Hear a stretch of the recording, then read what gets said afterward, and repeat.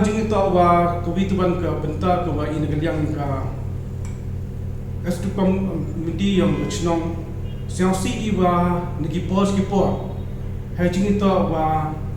kisah yang bonjai ke mangna ki apa rilom jeng tia yang ini mau ngobrol kisah halang to ki wasi nra em katuban ni kisah halang ki wachim kebu go em kam kala ya kini kechenong yang ini hajing itu wa kijing le yang ki wa chim kebu dewa lagi ciki dukan di kedua lagi ciki yung gisem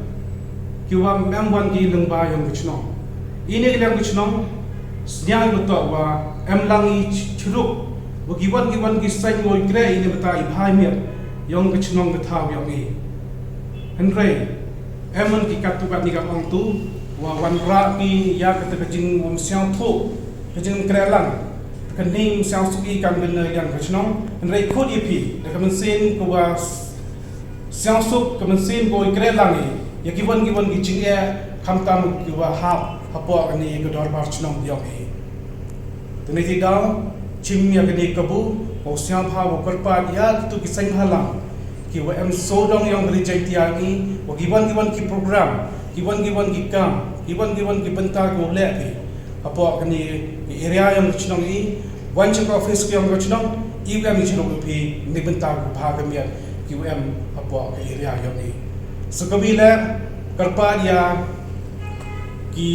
dong ki chnong ki club ki sain kiwa em ki program di apa yang kechenong ku hab ubu ya di panas ki flag siang ha pentip chu kechenong we mana dak la loi ki gitu ki flags ki banar ge phi knang wanra ya ki jing yosuk ya kechenong tha bi wara ko bi to kaddo wa ikoblai ya deputy commissioner em rong yang ni yang ke district west Dendie Hill wa hak katu gini gisnem kerja di yoi ba ketika floodlight the do the dango nyo di jingche andre ko siang kemen ni dia kechnong ba ko play kerpang yo ne benta wada yo biang jingche ko wanra ya ko sok sign ya ko bha kamian ya kata jing em kam yang jingche hapo kechnong ta yo